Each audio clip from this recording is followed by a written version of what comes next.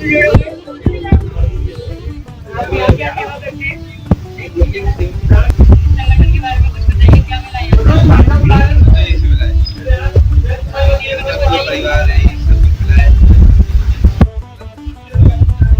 उद्देश्य आपने आज का कराया, बताना चाहेंगे?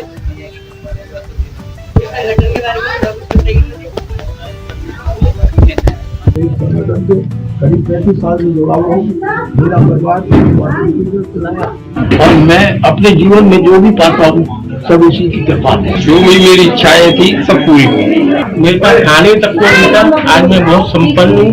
ये संगठन हमारा करीबन 40 साल पुराना है। 10 महाविद्याओं में सबसे बड़ी बगलामुखी है और इनकी शक्ति, इनकी जो आराधना है वो बहुत ही असंभव है।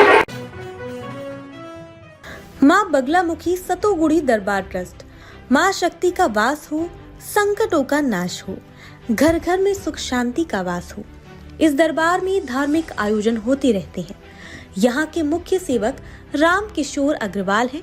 यहाँ प्रत्येक वर्ष इसी प्रकार से धार्मिक उत्सव होते रहते हैं और सभी की मनोकामना पूरी होती है। ये दरबार वर्ष 1995 से लगातार इसी प्रकार चला आ रहा है। 21 दिसंबर 2025 को राजू अग्रवाल, हिमांशु अग्रवाल और अंकुश अग्रवाल इनके द्वारा हवन आयोजित किया गया, जिसमें सहयोगी सेवक मनोज जैन, गोविंद भगत, रामलखन अग्रवाल तथा राजीव अग्रवाल सहित सभी दरबारियों के साथ कार्यक्रम को पूर्ण सफल किया। नमस्कार, आप देख रहे हैं XMT न्यूज। आज हम आपको एक धार्मिक आयोजन की जानकारी दे रहे हैं, जहां श्रद्धा और सामाजिक एकता के भाव के साथ माता रानी की निमित्त हवन का आयोजन किया गया।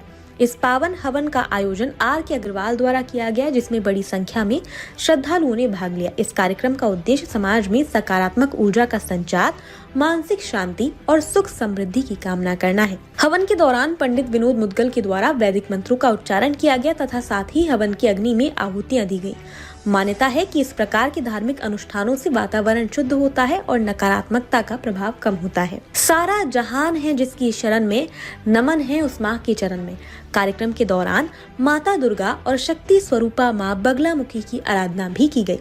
श्रद्धालुओं का कहना है कि ऐसे आयोजन समाज में आपसी सद्भाव, विश्वास और आध्यात्मिक संतुलन को मजबूत करते हैं। भावना की भूखी है माँ, भावना ही एक सार है। भावना से जो माँ को भजे उसका तो बेड़ा पार है। इस आयोजन में नीरज अग्रवाल, विशाल अग्रवाल, सत्येंद्र अग्रवाल, नितिन बंसल, हर्ष बंसल, आशीष अग्रवाल तथा अतुल अग्रवाल की उपस्थिति रही। उन्होंने हवन में सहभागिता कर समाज की सुख शांति के लिए प्रार्थना की व भंडारे का आयोजन किया गया तथा कार्यक्रम शांतिपूर्ण और सुव्यवस्थित तरीके से संपन्न हुआ, जिसमें श्रद्धालुओं ने अनुशासन और श्रद्धा के साथ भाग लिया। मुझे वो चीज मिली है जो माई जी के यहाँ से, जो कहीं से नहीं मिल सकती थी। मैं इतना परेशान होता, इसके दरबार पे आके मुझे इसके दरबार पे आके इतना चमत्कार मिला जो पैसे खर्च करने से, जो किसी चीज से नहीं मिलता, वो माई जी की सेवा करने से मिलता। मुझे मेरे घर का चश्मा चिराग हुआ।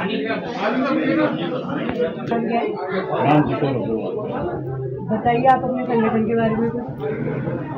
हमारा संगठन सिर्फ एक ही बात की इशारा देता है कि इस महारानी की सेवा करते हुए अपने जीवन को सार्थक बनाएं और अपने परिवार के अंदर खुशहाली लाएं। तामसिक वस्तुओं का सेवन करने से, अनैतिक कार्य करने से कोई फायदा नहीं है, सिवाय अपने जीवन को बिगाड़ने। इस महारानी की सेवा अगर करते हैं तो आपको अलौकिक सुख मिलता है। ये 10 महाविद्याओं में 8वें नंबर की महाविद्या है, जो कि हर जगह पूज्य है।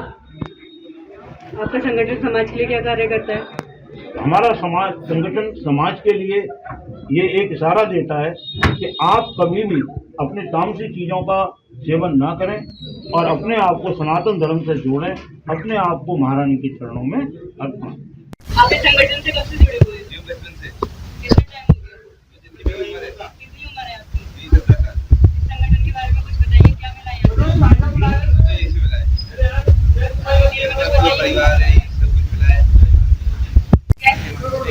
आप यहाँ किस उद्देश्य से जुड़े हुए? मुझे पता चला है आज का हवन आपने कराया, तो किस उद्देश्य से आपने आज का हवन कराया, बताना चाहेंगे? संगठन के बारे में थोड़ा कुछ बताइए मुझे। मतलब क्या होता है या कैसे क्या होता है?